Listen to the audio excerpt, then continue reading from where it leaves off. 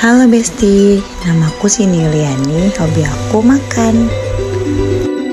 Hai guys, aku Zahra, hobi aku rebahan. Hai, aku Ziadah, hobi aku dandan. Halo guys, nama aku Sufi, hobi aku jajan. Hai guys, namaku Hana, hobi aku jualan.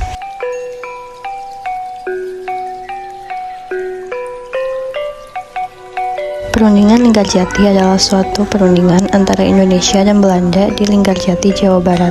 Perundingan tersebut menghasilkan persetujuan mengenai status kemerdekaan Indonesia. Perundingan dilakukan pada tanggal 11 sampai 15 November 1946 dan ditandatangani secara sah oleh kedua negara pada tanggal 25 Maret 1947. Sebelum perjanjian Linggarjati dilaksanakan, telah digelar rangkaian perundingan di Jakarta maupun di Belanda. Namun, kedua belah pihak tersebut belum menemukan titik temu mengenai status Indonesia sebagai negara yang merdeka. Perundingan ini menimbulkan pro dan kontra di kalangan masyarakat Indonesia. Mereka menyatakan bahwa perundingan itu adalah bukti lemahnya pemerintahan Indonesia untuk mempertahankan kedaulatan negara Indonesia.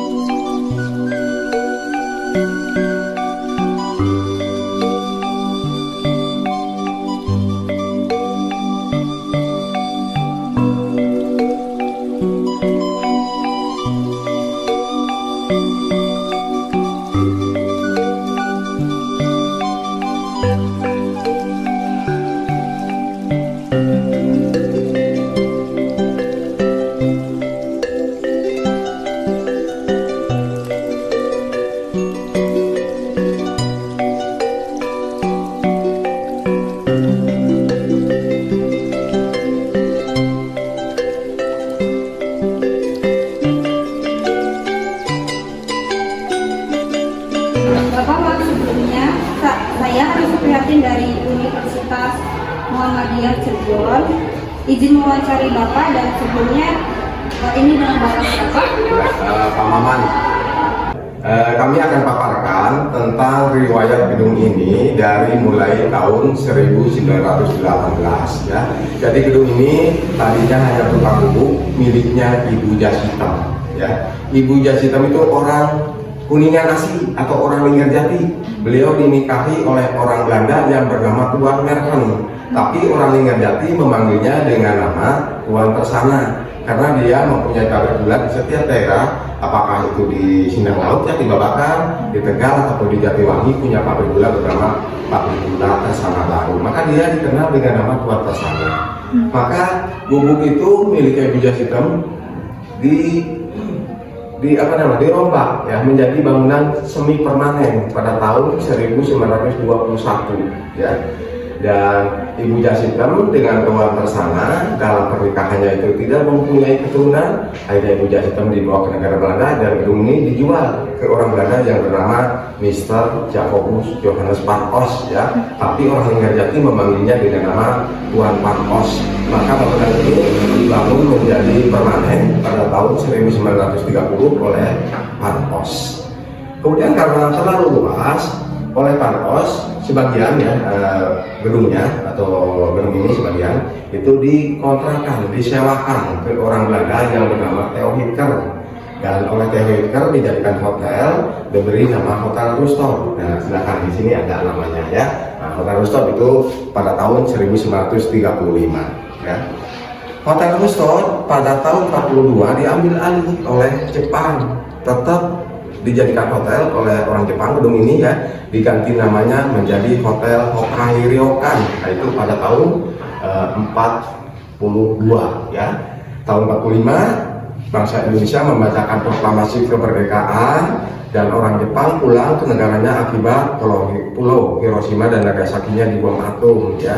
Akhirnya gedung ini ditinggalkan lalu diambil alih oleh negara Indonesia, tetap dijadikan hotel, diberi nama Hotel Merdeka. Itu pada tahun 1945.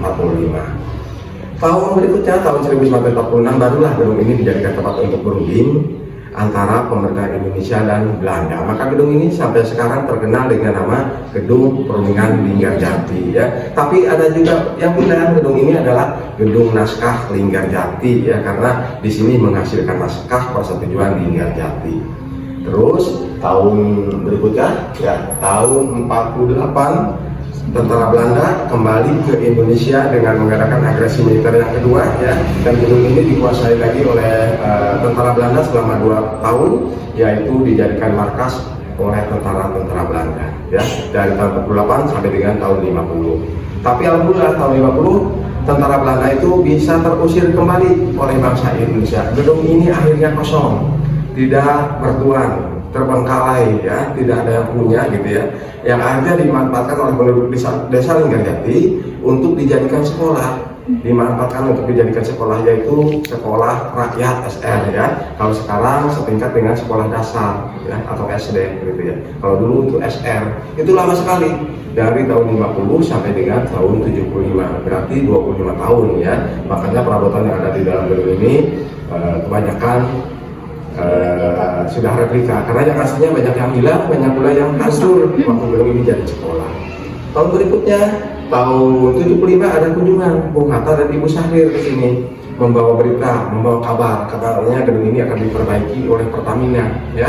Tapi Pertamina itu tidak jadi, hanya mampu membuatkan sekolahan buat penduduk desa Linggarjati ya, yaitu bangunannya ada di sebelah utara gedung ini, bisa dilihat nanti di sana ya, bisa di video dari jauh gitu ya. Jadi orang-orang yang tadinya sekolah di gedung ini itu dipindahkan ke sekolah yang baru yang dibuat oleh Pertamina di luar area gedung Perundingan Linggarjati sekolahannya ya.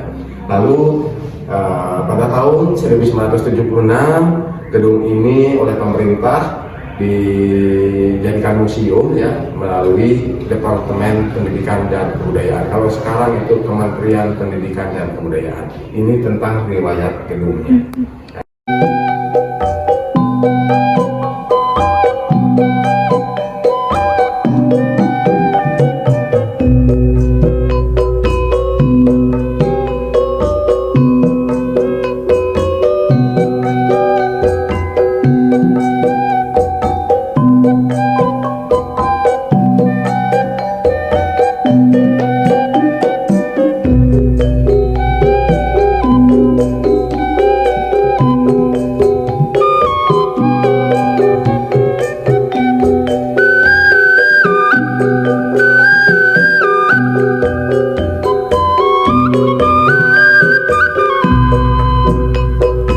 Cirebon.